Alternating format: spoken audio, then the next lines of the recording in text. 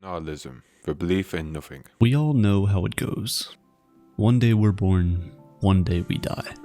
Everything that happens in between we know and understand, but everything that happened before and will happen after. What I believe in nihilism is that, yes, you might think the world has no meaning, your life has no meaning, but when you're a nihilist, you're free. You're mentally free. You have no pressures, you have no anything like that. That's why I treat it like. This is a venture. It's like a video game. You venture somewhere. We know nothing about. As a result, it's really difficult to say what exactly the meaning or importance for us being here is. If we can't tell how we came or where we came from, how can we know why we're here? In the same vein, if we don't know where we're going or what we're going to become, how can we tell if any of our present actions have any significance at all? It is this uncertainty of both our collective pasts and futures that has allowed the question, what is the meaning of life, to plague humanity ever since we became sentient. We've never been able to objectively answer this question as a species. However, a lot of us have found comfort in many different ideologies to at least subdue the anxiety that it causes. In many different religions, a deity made the entire universe, put us all in it, and whatever we do on this earth will be used to determine when and how we spend eternity afterwards. For some others, the meaning of life is the love we share with friends, family, and our loved ones. Some others believe the existence of life in itself is what makes it worth living. But for nihilists, life is meaningless. All action. Me personally, I am a nihilist. Nihilism shouldn't be depressing. There's a light there. That's what I feel. I feel the positive of it. Suffering, emotions, both good and bad, are entirely senseless and meaningless. This is nihilism, the belief in nothing. At some point in our lives, many of us have been faced with nihilistic thoughts.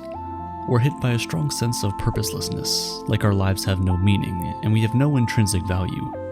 Usually, this happens when we begin to question our old beliefs, but also in 200 years, no one will remember us. So, might as well do everything we can and do everything we want. Like, we're only here between 80 and 100 years, let's say. Obviously, you have to work to go for your dreams. Of course, you have to do that. Give yourself credit for the things that you have done in the past. Like, I've done a lot of volunteering work. I've done jobs, volunteering work, stuff like that. I'm not bragging, by the way. It's just before we get new ones to hold on to. It's in that phase where you're growing out of your parents' beliefs, learning new things, getting new experiences, and forming your own views about the world. And usually, all of these thoughts begin with one simple question. Why? A three-lettered monosyllabic word that's capable of making anything and everything that feels like the rock of your foundation start to become slippery. Like quicksand dragging you into the misery that maybe, just maybe, your whole life hasn't been what you thought it was. Just pause and take a moment to think about your core values and just ask the question, why? Why do you believe those things? Where did they come from? Who did they come from? Keep asking and eventually you'll arrive at a point where there's no longer an answer. You'll arrive at nothing. All the religions of the world, all of our scientific discovery, but yet the question why is one that we still cannot answer. And so for the nihilist, it is at this point that they come to the conclusion that there is no why. There is no answer. There's simply nothing. As Alan Watts once wrote, life is nothing more than a trip from the maternity ward to the crematorium. It's really in the name. The term nihilism comes from the Latin word nihil, which translates to nothing, and ism, which translates to ideology. It's the ideology of nothing. But that doesn't really help us in understanding it completely. Usually, people confuse nihilism for pessimism, but they are very different from each other. Pessimists believe in the worst outcome. They have a downtrending view of the world and tend to focus on the negatives in life because they believe that, in the end, evil will always overcome good, and this is what makes them different. Pessimists believe that there's good in the world, but they just don't think humans are capable of doing it, at least in its entirety. Depends what life you had, or people around you, or the things that have happened to you. Now mold you into a person that doesn't trust people, think everyone is bad. Nihilists, on the other hand, do not believe in anything. They don't believe that there's evil in the world, neither do they believe that there's good in the world. In the mind of the nihilist, The world simply exists, and humans created morality, thereby creating good and evil. Let's take the glass cup metaphor for instance. Optimists say you should see the glass as half full, while pessimists say we should see the glass as half empty. That's half empty, no? Half full, because it's a half of being full. Math. Nihilists? They say throw the entire cup away, because what does it matter if it's full or empty? Full, empty, good, bad, it's all irrelevant. We're all going to die anyway. Nihilism is also often compared to several other philosophies like cynicism and apathy. But again, they are all very different from one another, and correctly categorizing your thoughts in these baskets may be harder than you think. Cynics believe that people are always motivated by self-interest. They don't believe that anyone can have intrinsically good motives. They have no faith in the human species and believe that we're all entirely selfish, only fighting for our own benefit. It depends what life you had. If you had like good parents, and they're really good parents and caring parents, you know that there's good in the world. However, the idea that humans are not good means that in the mind of the cynic, good exists out there somewhere, just not in humans. In the mind of the nihilist, nothing exists out there. I think there's a lot of good in dogs, because they have a caring kind of type. There's no good or evil. They don't see people as evil, neither do they see them as good, because they don't believe either of those things exist. They're simply traits we've applied to things. Apathetic people just don't care. They believe that there's meaning to life, but they simply don't care about it. Nihilism, on the other hand, is the idea that there's no grand design or purpose, nothing to believe in, and therefore no meaning. This brings to mind the paradox of nihilism. If you believe in nothing, then that nothing becomes something that you believe in. But since you now believe in something, then there is no nihilism, because nihilism is the belief that there is nothing. Nihilism is quite different from other philosophical ideas because it was first a literary invention before it ever became philosophical. As a result, it's not clearly defined as many of the other philosophies that exist. Many different people explained it in many different ways, but eventually these different definitions got categorized, forming many different kinds of nihilism. There's political nihilism. Political nihilists believe that for humanity to move forward as a species, all political, social, and religious order must be destroyed. Then there's ethical nihilism. It rejects the idea of absolute ethical or moral values. With this type of nihilism, good or bad is only defined by society, and, as such, it shouldn't be followed if we as a species will ever attain absolute individual freedom. We can kind of just do whatever we want. And then we have existential nihilism. It's the understanding that life has no value or meaning. It's the most popular kind of nihilism, and the one we've been— That's what I said before.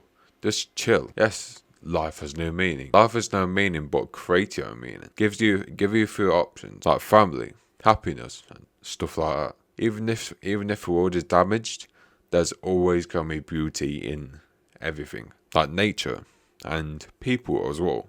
You might not believe it, but it's always good in people. Especially look at yourself. Because if you're a good person, if you're a decent person who can give and support and a shoulder to cry on, then you know that there's good in the world because you are that person. If everything was bad, this world will be different. About for most of this video. For nihilists, the existence of things like the state, religious bodies, and even communal morality is a breach on our freedom as individuals. If we can't do absolutely anything we want to do, then are we truly free? Or have we simply bound ourselves by some kind of invisible mental chain for reasons we can't explain? If you're in a dead-end job, and you don't want that job, prepare for another job, because life is too short to be miserable and be in a place where you don't want to be. 8 hours a day, or 12 hours a day. One night I was scrolling through Reddit and I came across the question, if you had the chance to save your pet or a stranger, who would you save? An overwhelming number of people said their pet, pretty obviously. When one commenter was confronted, they simply asked the question, why do you think a human life is worth more than that of an animal? I think because we put ourselves on a pedestal, because we are more smarter than any other animal in the world, and we just put them on a pedestal. Every life is equal. And no one really had an answer. Of course, people tried to beat around the bush, but the question why was never answered. And that right there is the point of the nihilist. If we can't answer why we bind ourselves by these rules, then why do we choose to do it? Well, it might be because of the existential horror and the emotional anguish that comes with agreeing to the fact that life is meaningless. Think about it for a minute. If life is truly meaningless and everything we're doing has no value, then all the feats of science, the wonders of technology, things like space exploration and human rights movements, look at how far we've come. And then think about the fact that it all might just be a waste, a blip in time with no consequence whatsoever in the grand scheme of things. Knowing that all the things we experience, the ups and downs we go through, that in the end, it's all for nothing. We aren't obligated to understand the chaos of reality, just to laugh at it. Friedrich Nietzsche was a strange philosopher because he argued both for and against nihilism at the same time. Arguing for, he explained that there is no objective structure or order in our world except for the one that we create for ourselves. He once said, "Every belief, every considering something true is..." I think what has destroyed our people and not have confidence in life because we have set these expectations that we can't meet. And we get depressed because we're not even there. The bar is so high to get a good job, to get a house, to get friends or a partner, and our self-worth, our confidence has gone down. When I have kids, I'm going to say, do what you want. Do what you want in life, even if it takes 30 years. Because I was like that. I was like, what am I going to do in my life? What is this? Is necessarily false, because there is simply no true world. He believed nihilism would expose all of humanity's beliefs and truths as nothing but a symptom of defective Western mythology. As he famously said, "God is dead." Now, he wasn't talking about the actual deity of the religions. He was talking metaphorically about the power that religious orders held at the time, and how people were starting to chart their own paths, find their own meaning in life, denying what the status quo was at the time. But then, in the same breath, Friedrich argued against nihilism, saying that in the coming centuries, the advent of nihilism would drive civilization towards a catastrophe, a disaster waiting to implode, a river that has reached its end. And if you look at the most destructive civilizations in human history, we can clearly see that this is true. Long-standing cultural traditions, beliefs, religious institutions, and even financial systems are broken down, and nothingness starts to creep in. Think about it. If nothing matters and we're all just a random combination of transient atoms, how can we call Hitler objectively one of the worst humans to ever live for trying to wipe out an entire culture? At a fundamental level, most of us understand that all of these things are indeed terrible. But the danger is that because we cannot explain why we feel that way logically, we can never convince another person to follow the same path. And that is exactly what Friedrich feared. Some people still blame him for the Nazi era, because although he saw all of these dangers, he still continued preaching nihilism. He believed that if we could work through the breakdown of civilization that nihilism would eventually cause, we can then create a new course of action for mankind. He believed that to move forward as a species, we must create a new morality, one that does away with the prejudice of what existed before.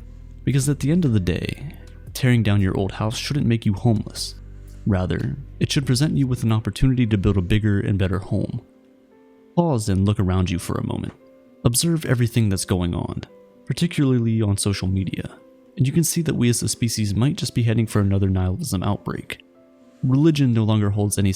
I think parents nowadays, if you're going to have a child between now and in the future, you should think to yourself, I brought him into this world. I don't want to pressure him into doing the thing that he doesn't want to do. Obviously, you can create your own path. Like, if you want to be a cop, you can do GCSEs again. But I wouldn't say, get a job here. Do this. Let's say, what do you want to do in life? A doctor, let's say. Let's say, okay, that's how I do it. Let's see what happens. Saying what is morally acceptable. People are destroying long-standing beliefs and cultural practices, and are instead charting new courses for themselves. Anything, no matter how despicable you think it is, now has a loyal fan base defending why they have a right to do whatever it is they want to do. And in reality, why not? That's the question no one can answer. Humanity will keep shifting the needle forward ever so slightly until one day, none of us will be able to tell the other that they're wrong, because why are they wrong? William Shakespeare once wrote, "Life's but a walking shadow, a poor player that struts and frets his hour upon the stage and then is heard no more." It is a tale told by an idiot, full of sound and fury, but signifying nothing. If life is truly meaningless and we have no purpose for being here, our response should be to make the best out of a bad situation. Instead of seeing the glass half full or half empty, we can simply throw it out and drink directly from the faucet until we're satisfied. Because at the end of the day, life alone is reason enough for living. Yeah, deep fucking video, dude.